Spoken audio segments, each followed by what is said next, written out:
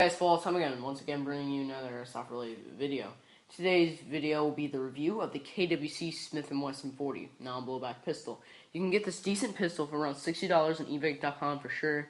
I'm not sure about other airsoft websites, and I believe Big 5 for sure because that's where I got this pistol from, and other various sporting goods stores. So now that's out of the way, before we head into the externals again, I want to state this at the beginning of the video. There is another review of this pistol, and I'm proud to announce I'm redoing my entire channel.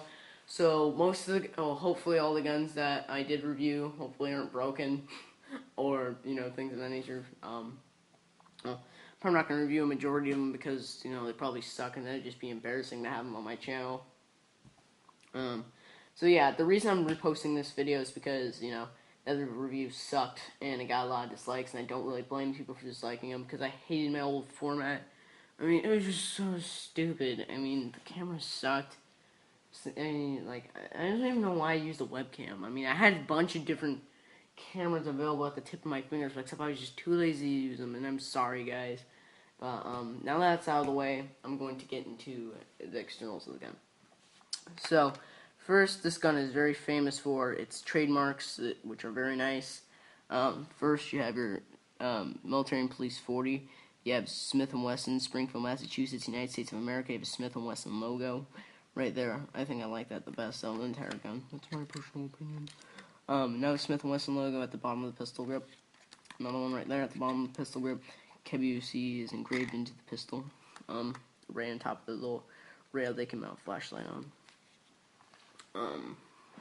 And at the top of the slide it says 40 Smith and Wesson. And if you don't know what 40 Smith and Wesson stands for in this gun, it means the caliber it shoots. It's a 40 Smith and Wesson. It's basically a combination of a 9mm and a 45 ACP.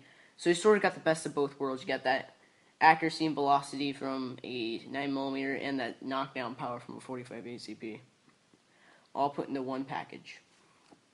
So, going to get to the externals of the gun.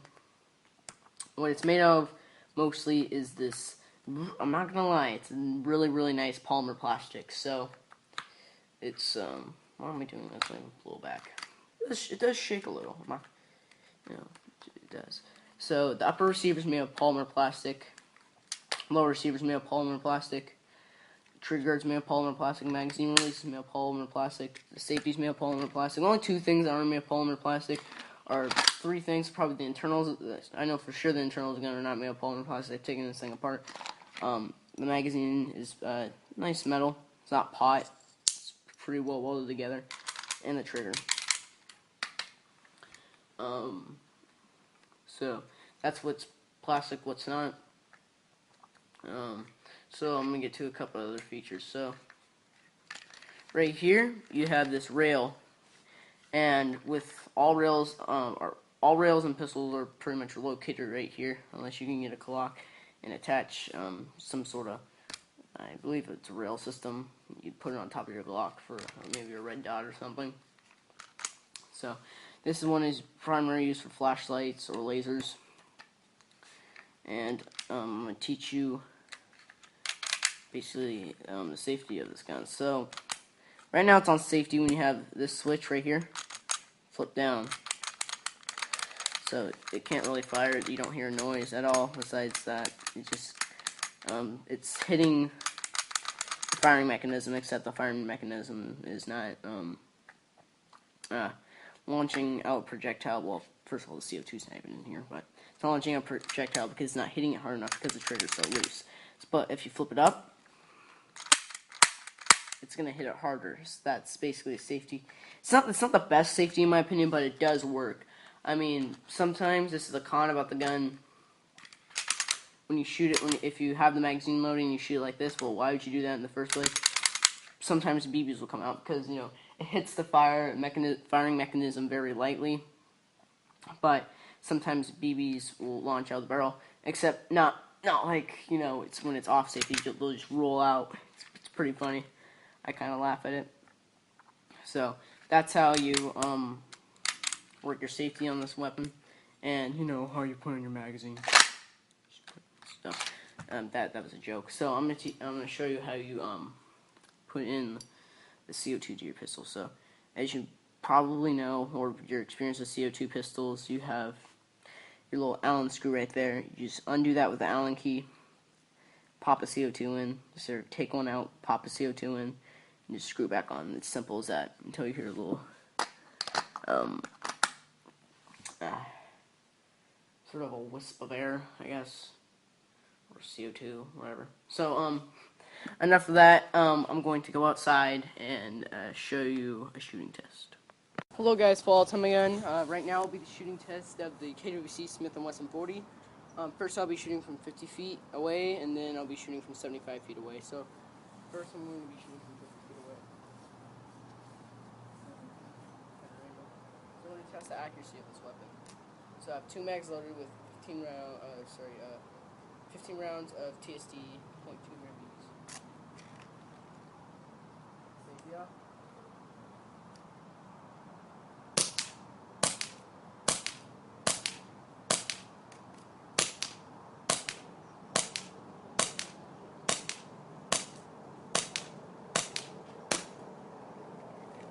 Seems pretty accurate from 50 feet away.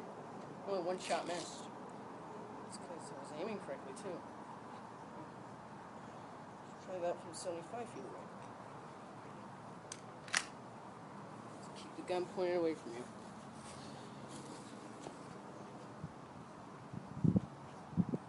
I'll put for the wind. Okay, now shooting from 75 feet away.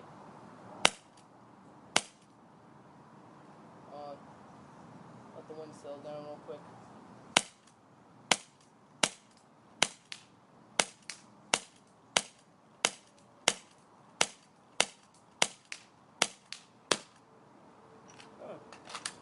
Still pretty accurate from 75 feet away. And the only times the shots really missed was because the wind. No, not the wind blowing the shots away. It's just the wind was messing with the paper.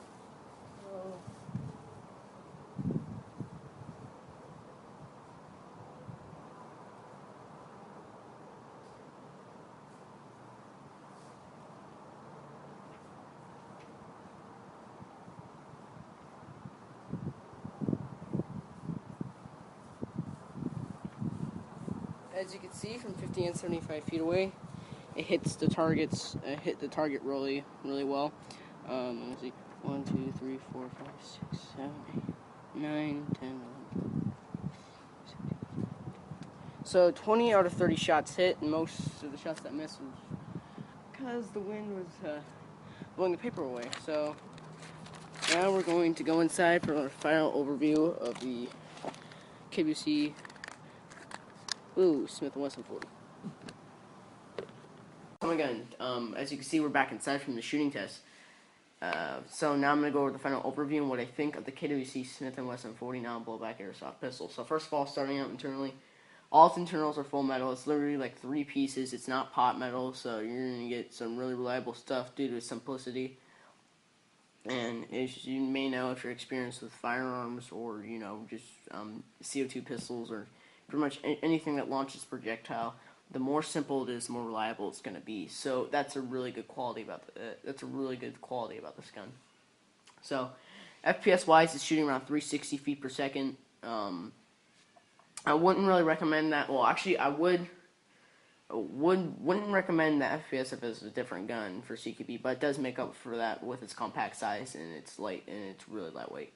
So you could use it for CQB and you could use it for field because it has a decent range, it's accurate enough, and this is a good FPS for a CO2 pistol. So it's kind of like your best of both worlds guns. So sorry, gun. I don't know why I said guns. That's weird.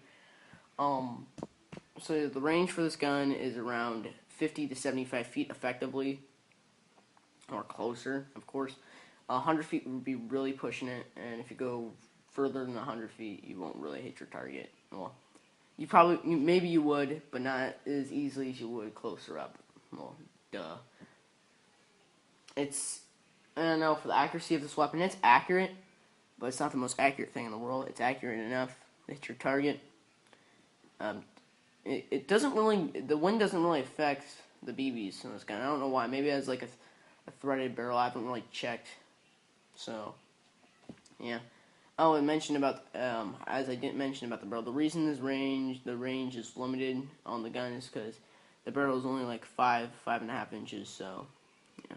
So if you ask me of a scale 1 to 10, which I should explain my scale now, because you probably have no idea what the hell I'm saying with my scale. So 1 to 4 is a crappy gun. 5 to 6 is an average gun. 7 to 8 is a good gun. 9 to 10 is a great gun. So on a scale 1 to 10, I give this gun a 6. It's a decent pistol. It's good for starters. I mean, I wouldn't really recommend this for the pros. I mean, it's a starter pistol. I mean, it's non-blowback. It's reliable. It has a good FPS. It's a decent range. It's accurate enough. I mean, that's just all you really need for a starter pistol. So, if anything, I highly recommend this for a starter pistol. So, anyways, I hope you enjoyed my review of the KWC Smith and Wesson 40, and thanks for watching, and have a nice day. You're an evil mastermind of destruction. We all know what you're trying to do. Ugh. You disgust me.